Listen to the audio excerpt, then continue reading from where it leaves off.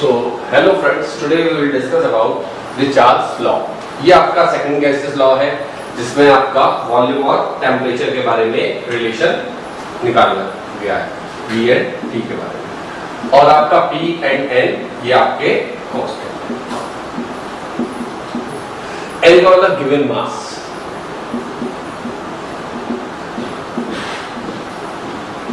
जब ये लॉ आपका प्रपोज करा गया था तब N तो था ही, तब हम गिवन मास के अकॉर्डिंग ही देखते थे। तो चार्ल्स ने जो है आपका वॉल्यूम और टेम्परेचर में रिलेशनशिप देखी। तो उसने देखा कि भाई उसने मतलब वॉल्यूम को और टेम्परेचर को वेरी करके डाटा इकट्ठे करे। जैसे मान लीजिए V नॉट ये वॉल्यूम है आपका 0 डिग्री सेल्सियस किसी गैस का, ठीक है। इसकी वैल्यू उसने जस्ट मान ली 273 है, ठीक है। 1 डिग्री सेल्सियस पे इसकी वैल्यू हो गई 274 है, that is given. 2 degree Celsius 275, ऐसे 3 डिग्री सेल्सियस पर 278, ठीक है। और ऐसे 3 डिग्री सेल्सियस पर आपका वॉल्यूम ने मान दिया V, और यदि इसे माइनस करता तो -1 पे कितना हो जाता आपका 272, -2 पे -271।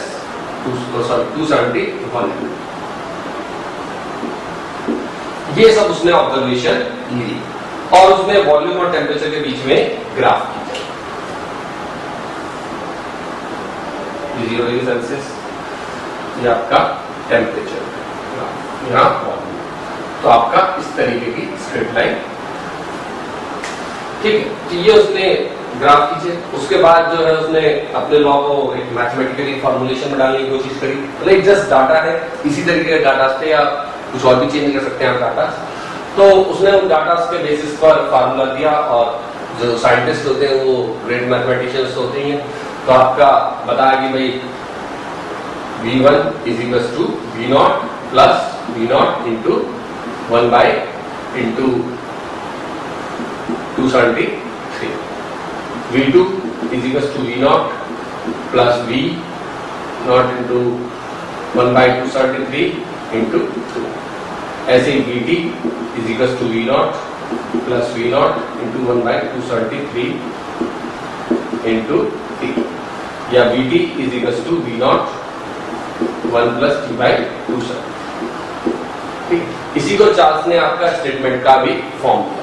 उसने कहा चार्ल्स ने at constant pressure and given mass of a gas, volume of gas increases or decreases if we increase temperature by 1 degree Celsius or decreases temperature 1 degree Celsius, then volume increases 1/273 or 273 of volume of its 0 degree Celsius and decreases 1/273 of its 0 degree Celsius। मतलब 1 degree Celsius temperature बढ़ाने पर आपका 1/273 increase हो जाता है 0 degree Celsius के volume का, या घटाने पर डिक्रीज हो जाता है, ठीक। ये चार्ल्स ने आपका जो है ओरिजिनल स्टेटमेंट आपका दिया। इसका फिर साइंटिस्टों ने एनालिसिस करा, और इसी के बेस पे जो है मॉडर्न चार्ल्स लॉ पे भी पहुंचेंगे, और आपका जो है एब्सोल्यूट टेम्परेचर कंसेप्ट को भी डिस्कस करेंगे। तो अब जो है हम ये देखेंगे कि भाई आपका टेम्परेचर कम से कम कितना हो सकता है, और ज्यादा से ज्यादा कितना तक कोई लिमिट नहीं है टेम्परेचर की। हजारों डिग्री सेल्सियस भी हो सकता है। सन पे आप टेम्परेचर देखें तो पता नहीं कितना होगा, करोड़ों डिग्री सेल्सियस होगा। तो कम से कम टेम्परेचर कितना हो सकता है, ठीक है, जिसको आप लोग जानते भी हो -273, तो वो कहाँ से आया? वो यहीं से आया। यदि आप इस ग्राफ को पीछे की तरफ बढ़ाए, इसको कट करें, तो ये -273 पर सेल्सियस पर ही कट करें। देखो, इसको आप सिंपलेस्ट इस एग्जांपल से समझ सकते हो कि भाई एक क्लास में मान लीजिए जो है टेस्ट कंडक्ट करा गया है, तो +4 मार्क्स करेक्ट क्वेश्चन को दिए गए, -1 रॉन्ग क्वेश्चन को दिए गए। तो आपके 400 मार्क्स और 100 क्वेश्चन हैं। मैक्सिमम मार्क्स लिख तो सकते हैं 400 और मिनिमम 1। अब इनकी जो रेंज है, हम किसी भी क्वांटिटी की रेंज बनाते हैं, ठीक है। तो रेंज जब हम बनाते हैं, जैसे वॉल्यूम है, इसकी रेंज क्या हो सकती है? क्या ये माइनस में हो सकता है? नहीं हो सकता। मास माइनस में हो सकता है? नहीं हो सकता। तो आपका जब ये माइनस में नहीं हो सकता है तो ज्यादा से कम 0 हो सकता है, वैसे 0 भी नहीं होगा। ठीक है, तो माइनस 273 तक हम कभी पहुंच भी नहीं पाते। ठीक, तो इसको जो है आपका मान लिया VT को आपने 0 रखा है इस फार्मूले में, तो 0 is equal to V0 1 plus T by 273। तो आपका क्या आ गया, ये 0 से डिवाइड करा 1 by T by 273 is equal to 0, तो T इज इक्वल टू क्या आ जाएगा माइनस 273 डिग्री सेल्सियस। ठीक है, अब हमने इस ग्राफ को थोड़ा सा चेंज कर लिया, इसको हम इस तरीके से, अब इसको हम डॉटेड, ये आपका 273 केल्विन रख देते हैं, जैसे आप 0 इसी करते हैं, इसे 0 कर देते हैं।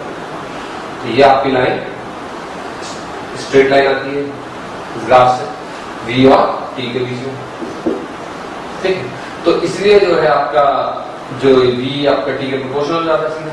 इसको हम मैथमेटिकली प्रूव कर सकते हैं। तो इसी के बेसिस पर हमने ये लॉजिक मान लेते हैं कि भाई T degree Celsius plus 273 is equal to T kelvin.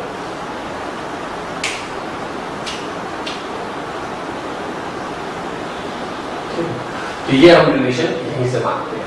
अब इसको मान लिया वॉल्यूम को V, ठीक है, that is equal to V0 273 plus T by 273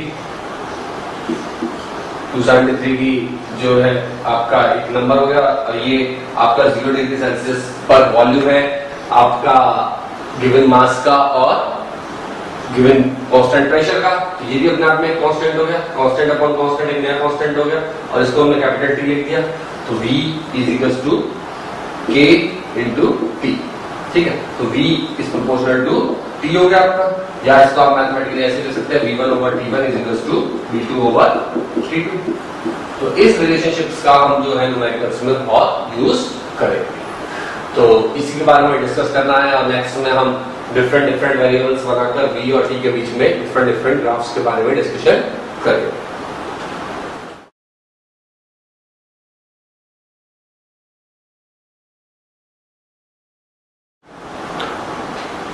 सो आप लोग पहले इन सब में ग्राफ ड्रॉ करने की कोशिश कीजिए, और वीडियो को एक स्टॉप कर दीजिए, और उसके बाद जो है फिर इनके सॉल्यूशन देखिए।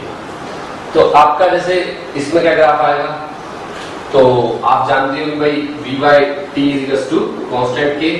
ठीक है, तो लॉग ले लें, तो log V minus log T is equal to log K। तो आपका क्या हो जाएगा, आपका log V is equal to log K plus log T। Y बराबर C प्लस mx की इक्वेशन होगी इस तरीके। यदि कि आपका नेगेटिव है, ठीक है, कि नेगेटिव है, तो आपका ग्राफ इस तरीके, यहाँ पर कि जो है पॉजिटिव है, ठीक है, यहाँ पर जो आपका log K मान लो धन log K नेगेटिव। अब V अपॉन T आपका कांस्टेंट होता है, तो ये आपकी स्ट्रेट लाइन, ये भी आपका स्ट्रेट लाइन आएगा।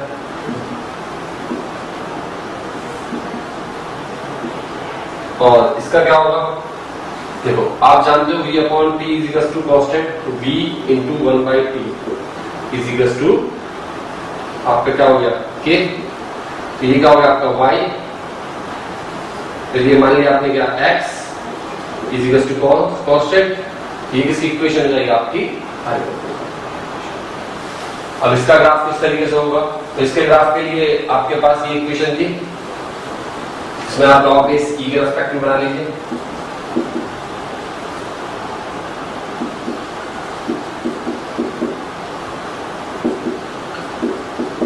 इनको dt के रेस्पेक्ट में डिफरेंशिएट कर दीजिए, ये क्या हो जाएगा d log बेस से V अपॉन dt। इसका आप करेंगे dt के रेस्पेक्ट में कौन, तो कांस्टेंट का डिफरेंशिएशन क्या आता है 0, और इसका क्या जाएगा आपका 1 अपॉन t, क्या आ जाएगा आपका log E V बाई dt, ठीक है, into t is equal to 1, ठीक है, ये आपका ग्राफ किस तरीके का होगा, ये y ये x इक्वल्स टू 1। तो इस तरीके से ग्राफ्स वगैरह के हम लोगों रिलेशंस वगैरह का ध्यान रखना चाहिए। सो ये क्वेश्चन है कि which of one of the following VT plot represent the behaviour of one mole of ideal gas at 1 atmosphere. कौन सी आपकी आइडियल गैस?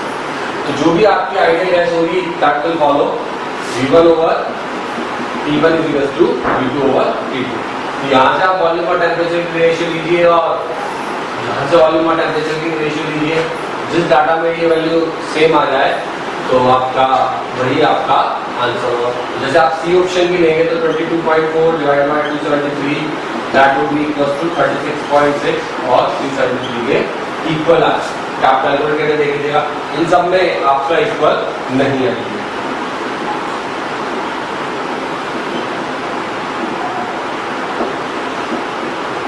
ऐसे इसमें भी नहीं आएंगे, फिर इसलिए आपका C option correct answer. Question ये है आपका, calculate the resulting temperature change in 52 decimetre cube sample of gas at 25 degree Celsius isobarically expanded to 104 decimetre. ठीक है, तो इसमें आपको डेल्टा टी निकालना है कि भाई कितना टेम्परेचर चेंज हो रहा है। तो V1 upon T1 is equal to T2 over T2। V1 है आपका कितना 52, V2 कितना है 104, T1 कितना है 25 प्लस 273 इज 298 केल्विन। ठीक है, T2 निकालना है हमारे को, तो इस फार्मूला वैल्यू रखें 52 इंटू 298 इज इक्वल टू 104 और आपका T2 आप उसको कैलकुलेट करेंगे तो आपका आ जाएगा 596। तो आपको डेल्टा टी निकालना है, that is T2 minus T1। तो आपका 596 minus 298 that is equal to 298 kelvin या 298 सेल्सियस। ठीक, तो इस तरीके का बिल्कुल आसान क्वेश्चन जो है चांस लॉ पे बनते हैं। इसके बाद हम लोग आइडियल गैस इक्वेशन को नेक्स्ट वीडियो में डिस्कस करेंगे। उस पर जो क्वेश्चन बनते हैं वो काफी अच्छे बनते हैं और काफी बनते हैं। ठीक है, तो उनके भी कुछ इलस्ट्रेशन नेक्स्ट वीडियो में हम लोग डिस्कस करेंगे।